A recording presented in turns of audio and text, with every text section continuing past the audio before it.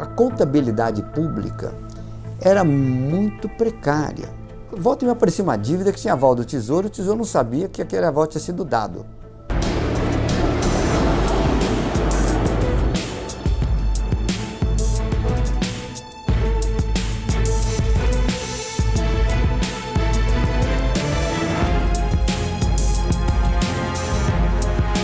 Pela primeira vez, um presidente atravessa a pé a Praça dos Três Poderes com todos os ministros.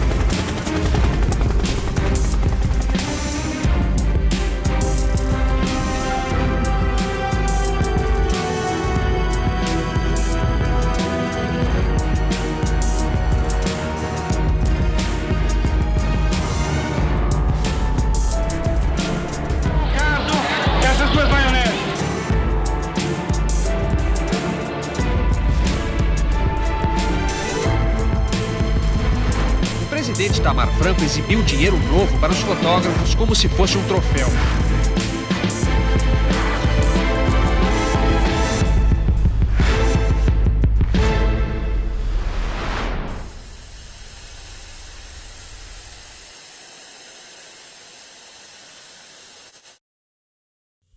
O panorama era tão desolador quando se olhava por dentro os fundamentos fiscais, os problemas de inadimplência dos estados com a União, o município, ninguém paga ninguém, problemas bancários de tudo quanto é lado. A sensação é que qualquer coisa que se faz num cenário como esse vai dar errado. Naquela altura, por exemplo, existia uma diretoria agrícola dentro do Banco Central. Era um diretor, nomeado, obviamente, pelos lobbies agrícolas, para emprestar dinheiro do Banco Central para a agricultura. Que é déficit puro e simples. O Banco Central não tem arrecadação. E a verdade, como se lidava com o déficit fiscal naquela época, né, era basicamente através do secretário do Tesouro Nacional sentando em cima das despesas orçadas, né, e com uma inflação de 20%, 30% ao mês, né, logo ficava fácil pagar as contas. Né? O orçamento era nominal. Então se aprovava o orçamento do ano. Aprovava com uma certa expectativa de inflação, que a inflação é 200% ao ano, então eu vou gastar mais em educação, saúde, ao longo do ano, 200% a mais do que no ano passado. Mas se a inflação era 250%, o que acontecia? A arrecadação subia mais do que o gasto, então o déficit diminuía. Então todo ano tinha um mecanismo de equilibração orçamentária meio malandro, que era o seguinte: você subestimava, digamos, a inflação no orçamento, e a inflação era maior do que a orçamentária e, portanto, o déficit diminuía. Era um sintoma de um problema muito mais grave que existia na economia brasileira. A noção de que gastar é bom, gastar dá voto, essa não é nem do período da democracia, não, do período da ditadura também.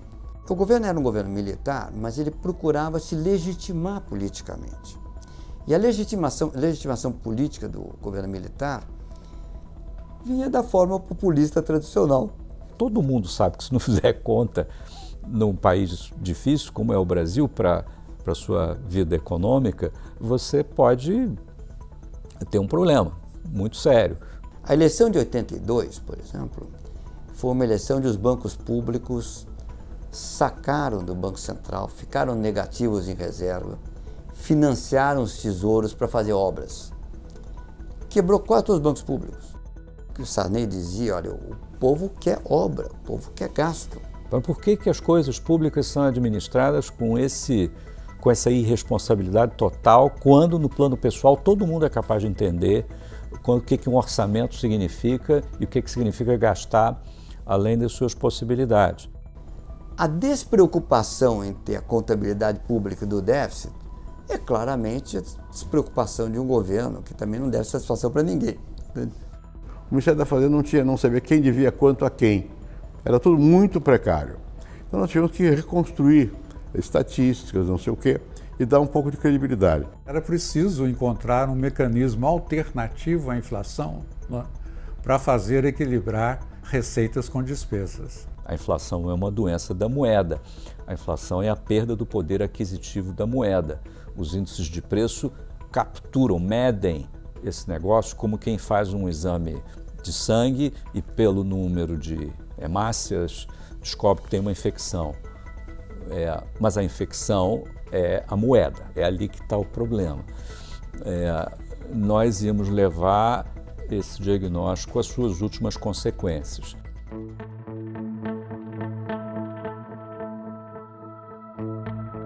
Fizemos uma coisa que chama-se plano de ação imediata, que era um plano comum de controle fiscal, não é?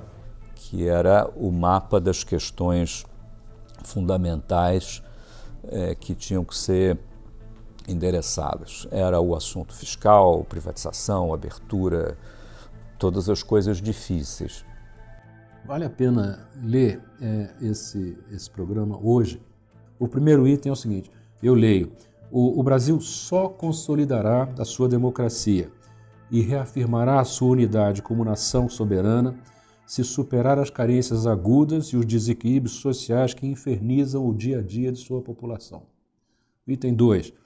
A dívida social só será resgatada se houver ao mesmo tempo a retomada do crescimento autossustentado da economia. Item 3, relevante para a época. A economia brasileira só voltará a crescer de forma sustentada se o país derrotar a superinflação que paralisa os investimentos e desorganiza a atividade produtiva. Item 4. A superinflação só será definitivamente afastada do horizonte quando o governo acertar a desordem de suas contas, tanto na esfera da União como de estados e municípios. Quinto e último. E as contas públicas só serão acertadas se as forças políticas decidirem caminhar com firmeza nessa direção, deixando de lado interesses menores. Mas houve um esforço ali para tentar situar a reforma monetária num contexto maior. Aquilo ali estava sendo feito porque era uma condição, não era um fim em si mesmo, mas era uma condição necessária, ainda que não suficiente, para que esses outros objetivos, tão ou mais importantes, pudessem ser alcançados de forma sustentável. Muita gente acha que foi assim, uma brilhante ideia, da noite para o dia, os economistas entraram numa sala e resolveram, através da ORV, acabar com a inflação no Brasil e mudar o padrão monetário. Na realidade, o Plano Real é muito mais que isso. Ele teve um pacote, assim, um grupo de políticas que a gente na época chamava modernizantes, que deram sustentabilidade ao real. Umas vieram antes, outras vieram durante, outras vieram ao longo do tempo. Por exemplo, toda uma nova contabilidade fiscal, acabar a relação pouco transparente dos bancos com os tesouros, tanto no nível federal quanto nos níveis estaduais, agenda comercial, uma abertura comercial, reforma administrativa, um avanço enorme nas privatizações.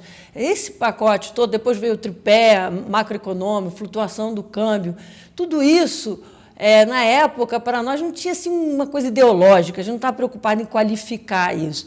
Mas é evidente, se a gente olhar no debate atual, que eram políticas liberais, que foram implementadas no Brasil há 25 anos atrás. O PAI foi muito importante, para a gente entender como era o processo orçamentário.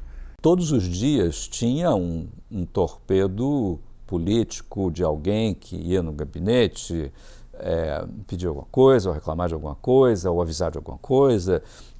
Brasília é isso mesmo. E nesse meio tempo, eu às vezes conversava com o Brescia Pereira, que era meu vizinho de chácara em São Paulo, e o Brescia dizia: vocês têm um plano B? Tem um plano B? Não tinha um plano B nenhum, mas começamos a pensar o que seria um plano monetário.